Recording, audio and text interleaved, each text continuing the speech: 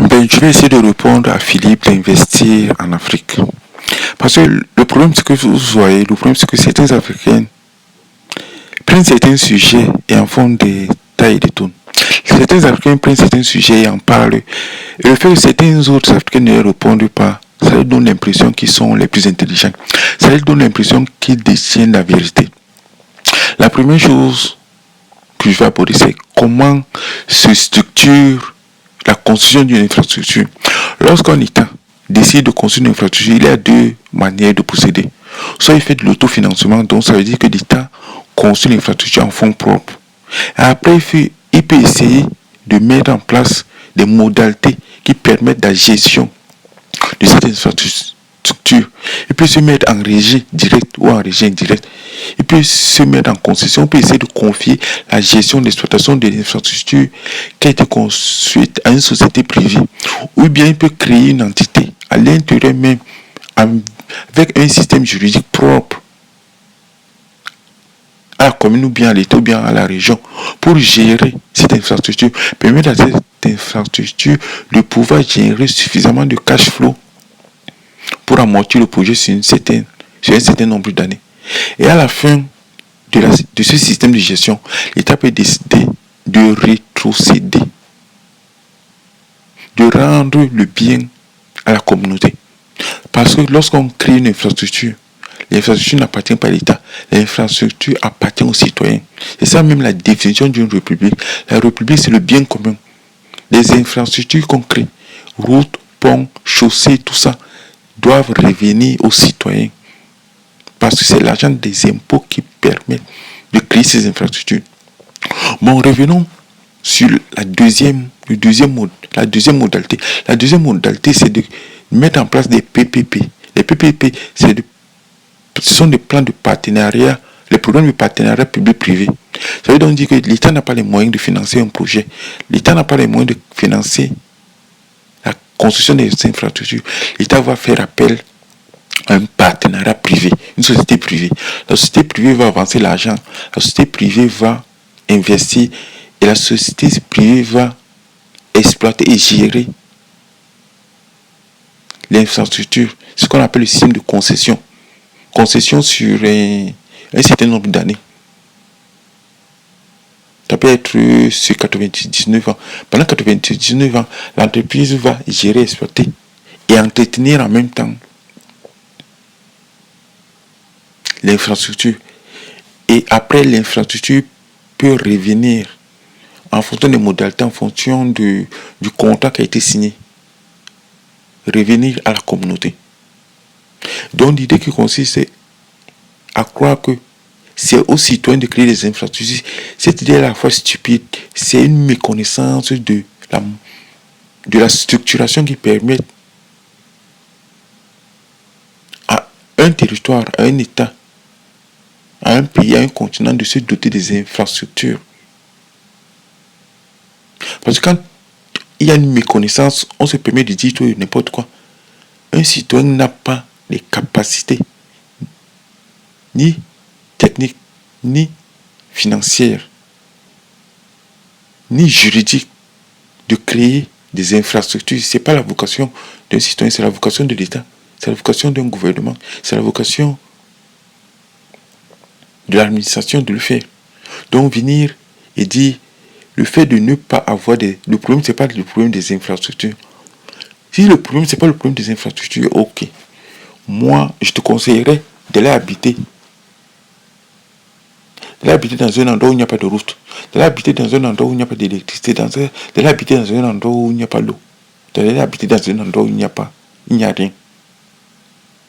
Et par le seul biais de la pensée, croire que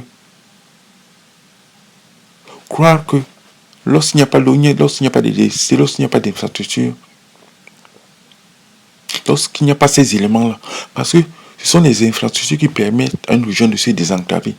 Et ce n'est pas le biais du désenclavement qu'on permet aux jeunes d'aller à l'école.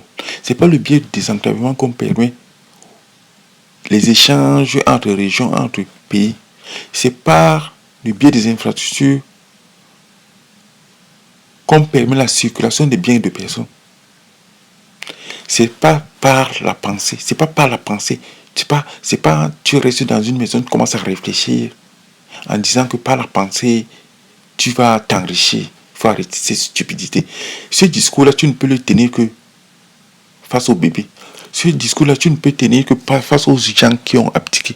Ce discours, tu ne peux le tenir que face à un public immature. Mais pourquoi tu ne peux le tenir qu'à un public, que face à un public immature? Parce que tu conditionnes ton public à devenir immature. Tu les conditionnes à ne même pas réfléchir. Tu les conditionnes à accepter l'inacceptable. Tu les conditionnes à accepter toute forme de stupidité. Parce que dans le rapport que tu as avec les gens, tu t'es autoproclamé leader. À partir du moment où tu t'es autoproclamé leader, tu as dit, moi je suis leader, vous êtes des suiveurs. C'est écrit où que tu es leader. On a des gens qui s'autoproclament leader et qui viennent pleurnicher parce qu'ils n'ont pas assez de vues. On a des gens qui s'autoproclament leader, qui insultent les gens de leur communauté en disant qu'ils sont des pauvres et qu'ils sont des millionnaires. Mais je me dis bien que si tu es millionnaire, qu'est-ce que tu fais sur YouTube? Moi, je n'ai jamais vu Warren Buffett être sur YouTube. Je n'ai jamais vu Mark Zuckerberg être sur YouTube. Je n'ai jamais vu Bill Gates être sur YouTube. Quand tu te fais du pognon dans ton cœur d'activité, tu ne viens pas sur YouTube pour vendre des formations. Tu ne viens pas sur YouTube pour raqueter les gens. Tu ne viens pas sur YouTube pour faire du racolage. Il faut être cohérent. Le problème, c'est que les gens ne sont pas cohérents. Les gens ne vous disent pas tout. Et vous les prenez pour des messieurs. Vous les prenez pour des lumières. Deuxième élément que tu as abordé, c'est l'assistanat. L'Africain a assisté. Mais moi, je te conseille de sortir le matin. Prends le bus, prends le métro à 5h, 4h. Tu verras bien le visage des assistés. Mais je pense que ça devient lourd. Ça devient à la fois lourd et pesant. Que le seul peuple qui est à la fois stigmatisé, le seul peuple qui est à la fois monté du doigt, c'est le peuple noir, c'est le peuple africain.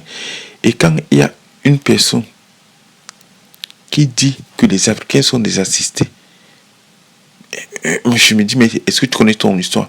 Tu ne connais ton histoire ni ton passé, tu connais rien de l'histoire de l'Afrique. Tu connais rien de l'histoire du peuple noir.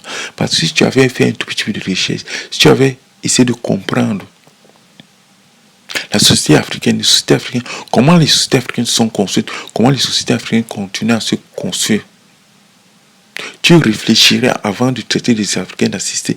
Avec traitant d'assister, tu fais la même chose que Le Pen. Avec traitant d'assister, tu fais la même chose que tous les autres nationalistes qui pensent que les Africains sont juste des assistés.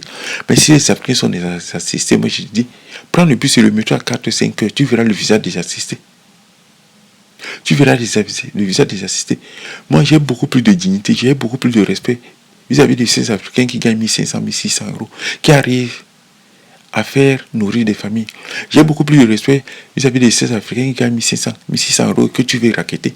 J'ai de plus en plus de respect pour ces Africains qui gagnent 1500, 1600 euros, qui se mettent en communauté, qui construisent des routes, des écoles dans des villages reculés où l'État a abdiqué. J'ai de plus en plus de respect pour ces Africains qui, même avec 1500 euros, ont permis à leurs enfants de devenir des docteurs, de devenir des ingénieurs, de travailler à la NASA. J'ai de plus en plus de respect pour ces Africains-là. Donc je ne suis ni condescendant. Je suis respectueux parce que je connais la douleur humaine. Je suis respectueux parce que je connais la souffrance des gens. Je suis respectueux parce que je ne suis pas hautain. Je suis respectueux parce que j'ai encore ce côté humain. Moi, je me dis, avant, je comprends bien que la mode actuellement, c'est de faire des vidéos autour de 2 minutes. Mais avant de faire une vidéo, avant d'écrire une vidéo, il faut réfléchir. Mais comme la réflexion n'est pas ton point fort, alors je te suggère de réfléchir dorénavant avant de raconter toutes les bêtises. Parce que tu vas raconter des bêtises comme tu es entouré des gens qui sont incapables d'apporter la contradiction. Comme tu es entouré des gens qui sont incapables de te dire non. Comme tu es entouré des gens qui sont incapables de te dire qui ne partagent pas la même vision que toi. Tu es en train de t'encanailler dans ta même bêtise. J'en ai fini pour le moment.